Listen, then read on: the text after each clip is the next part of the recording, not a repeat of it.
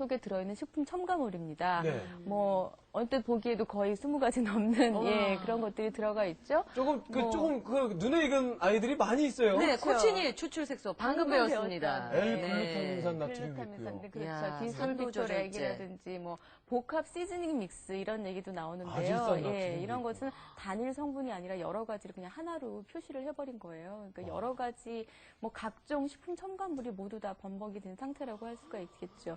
특히 이제 명란젓의 맛을 그게 정말 명란의 맛이 아니라 명란젓의 맛이 아니라 이렇게 맛을 내는 여러 가지 성분들이 들어가서 만들었다고 생각을 하면 그것이 이제 식품 첨가물의 맛이라고도 볼 수가 있겠죠. 내 입은 여태까지 속아 살았던 거예요? 네. 그러네요. 뭐 화학 조미료 하면 일단 맛과 색, 뭐 이런 걸 좋게 해주고 양을 늘려주기 위해서 넣는 거잖아요. 근데 화학 조미료 맛으로 식품을 먹는다는 게 참 씁쓸하네요. 네, 그렇죠. 예, 네. 예. 다음 궁금증 풀어보겠습니다. 함께 보시죠. 해리포터의 마법도 부럽지 않은 찬밥의 화려한 변신. 과연 그 맛은? 이 맛이야. 나도 한 입만. 얘는 갑자기 나타나서 아네 무슨. 신이 내린 절대의 미각. 그녀의 평가는? 아니, 이건? 아니 왜? 뭐가 이상해? 너, 이거? 그럼 그렇지. 어쩐지 조미료 맛이 나더라니. 뭐 조미료 맛? 우리 석이 먹을 거라 식품 첨가물 꼼꼼히 살펴봤는데 멸치나 김 이런 건 써 있어도 조미료는 안 써 있었는데. 아니야. 내 입맛은 못 속여. 아이들이 좋아하는 요 작은 가루들 속에도 식품 첨가물의 비밀이 있을 거야. 밥 위에 솔솔 뿌려 먹는 복합 조미식품. 조미료 맛이 나는 것 같아 걱정되는데 아이들에게 안심하고 먹여도 괜찮을까요? 참 요즘에 이렇게 뿌려 먹는 거 아이들 참 좋아해요. 뭐 아이들뿐만 아니라 어른들도 즐겨 드시는 분들이 참 많은데 화면을 한번 보십시오. 복합 조미료 식품 속 식품 첨가물의 이 화면이 지금 있는데요. 근데 이게 뭐 당근, 진짜 당근, 그리고 뭐 표고버섯, 그리고 뭐 쇠고기 분말, 뭐 이런 것들 다 이렇게 있는데요. 이런 것들만 보면은 이게 건강상에 괜찮지 않을까? 이런 생각이 좀 들거든요. 네, 그런데 보시면 정말 너무 글씨가 작아서 다 읽기도 힘들 정도로 좀 그렇게 힘들군요. 작은 글씨로 뭔가가 많이 써 있어요. 그렇죠? 정말 눈여겨 보셔야 될 부분이 많이 있는데 뭐 여기 그냥 뭐 간을 맞추기 위해서 넣는 정제염뿐만 아니라 조미 참깨라든가 뭐 농축 쇠고기 액기스라든가 뭐 이런 것들을 보면 이게 결국은 라면 스프를 만들 때 들어가는 것과 크게 다르지 않은 성분이거든요.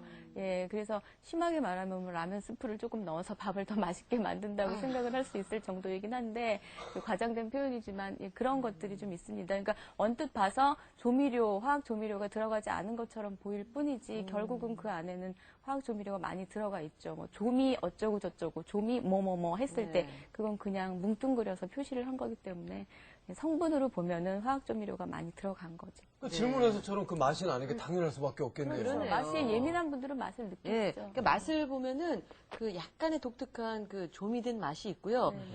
그런 걸 먹고 나면 그냥 계속 물을 찾게 되더라고요. 예, 그렇죠. 그쵸? 예, 그 화학 조미료가 계속해서 이제 탈수 현상을 일으키기 때문에 예, 갈증을 유발하는 그런 게 있어요. 네, 간접적으로 사용했던 그런 식품 첨가물은 표시를 안 해도 되는 건가요? 예, 그게 식품 표시를 할 때, 식품 성분 표시를 할 때 사실 문제죠. 약간 이렇게 빠져나갈 구멍을 만들었다고나 할까요? 그냥 직접적으로 들어간 게 아니라 간접적으로 들어간 거는 표시를 안 해도 되고요. 네. 또 복합 시즈닝 뭐 이렇게 여기도 표시가 되어 있는데 그냥 단일 성분이 아니라 뭉뚱그려가지고 복합 뭐뭐뭐 이렇게 해서 또 표시를 할 수가 있다는 문제도 있고요. 또 글씨가 너무 작다 보니까 포장이 아주 작은 경우에는 사실 여러 가지를 다 표시를 할 수가 없잖아요. 그런 경우에는 또 5가지만 해도 되는 걸로 또 되어 있어요. 그리고 포장을 하다 보면 소포장이 있고 그 겉에 또 큰 포장이 있는 경우가 있는데 그럴 때는 또 큰 포장에만 표시를 하고 소포장에는 표시를 안 해도 되는 경우가 있기 때문에 결국은 소비자의 알 권리를 100% 충족시키기에는 좀 부족함이 있는 법이죠. 저 굉장히 지금 웃음이 납니다. 내용물을 이야기를 듣고 보니까 굉장히 좀 답답하면서 좀 속이 상한데 왜 이렇게 침이 고이는지 모르겠어요. 이미 제 입이 길들여졌다라는 그런 의미로 해석이 가능한데 근데 뭐 어린이는 제가 이렇게 길이 들여져 있는데 우리 아이들은 또 얼마나 그 많이 길이 들여져 있을까 하는 그런 생각이 듭니다. 김지은 주부께서는 이런 거 뭐 전혀 사용 안 하실 것 같아요.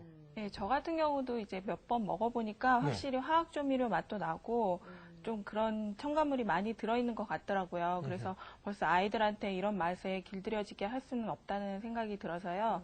이제 집에서 각종 뭐 야채나 해물 같은 거를 만들어서 섞어서 주먹밥을 만들어 주거든요. 네. 아이랑 함께 만들면 아이들도 굉장히 좋아하고 더 잘 먹게 되는 것 같아요. 그래요. 자, 식품 첨가물에 공포 없이 우리 아이들에게 간식을 직접 만들어서 준다는 우리 김지연 주부. 바로 이 옆에 계신 김지연 주부님. 주방으로 저희가 한번 찾아가 봤습니다. 여러분들 함께 보시죠. 식품 첨가물 제로에 도전한다. 건강 먹거리의 여왕 김지연 주부. 오늘 건강 충전 목요일팀이 선정한 건강 미션. 성공할 자신 있으신가요? 물론이죠. 식품 첨가물 없는 식탁 만들기에 불가능은 없습니다. 제 모든 비법을 다 동원해서 열심히 할 테니까 끝까지 지켜봐 주세요. 김지연 주부가 도전할 첫 번째 건강 미션.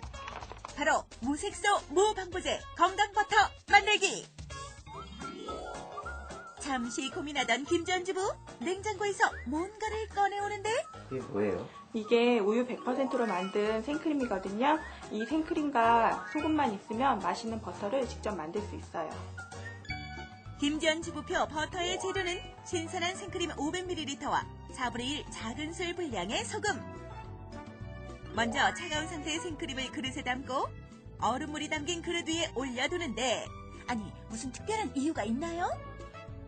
생크림은 차가운 상태에서 사용해야 지방과 수분이 분리가 잘 돼서 버터 만들기가 수월해지거든요. 그래서 생크림은 충분히 차가워지면 상당히 뻑뻑한 상태가 되도록 5분 정도 잘 저어줄 거예요. 전동 거품기를 이용해 저어주다가 조금 뒤직해졌다 싶을 때 간을 하기 위해 소금을 조금 넣어주는 김지연 주부. 팔이 아프더라도 꾹 참고 지방이 하나로 뭉쳐질 때까지 충분히 저어주는데요. 뭉쳐진 지방 성분을 깨끗한 면포에 담아 마지막 한 방울의 수분까지 확실하게 짜내는 꼼꼼함이 돋보이네요. 이제 랩을 깐 밀폐용기에 담아 냉장고 속에서 1시간 정도 굳혀주면 되는데요. 무색소 무방부제 버터 만들기. 과연 그 결과가 어떨지 여러분도 기대되시죠? 맛은 물론 고소함과 부드러움까지 10점 만점. 무색소 무방부제 건강버터 만들기 대성공이네요. 버터를 만들고 남은 수분이 바로 이 무지방 우유거든요. 이건 버리지 마시고요. 우유가 들어가는 빵이나 스프에 넣어서 쓰시면 됩니다. 그리고 다 완성된 버터에 꿀을 2스푼 정도만 넣고 저어주시면 달콤하고 부드러운 허니버터가 되거든요. 잊지 말고 꼭 한번 만들어 보세요. 김지연 주부가 도전할 두 번째 미션은 식품 첨가물 쏙 뺀 건강 토마토 케첩 만들기. 미션 수행을 위해 김지연 주부가 준비한 재료 중 가장 눈에 띄는 것은 터질 듯 빨갛게 익은 완숙 토마토. 풍미를 더해주는 천연 향신료, 월계수잎과 통후추도 눈에 띄네요. 주부구단 김지연 주부, 그냥 벗기기는 힘든 토마토 껍질. 칼집을 조금 내 끓는 물에 1분 정도 데쳐낸 후 찬물에 헹궈 벗겨내는 것으로 가볍게 성공!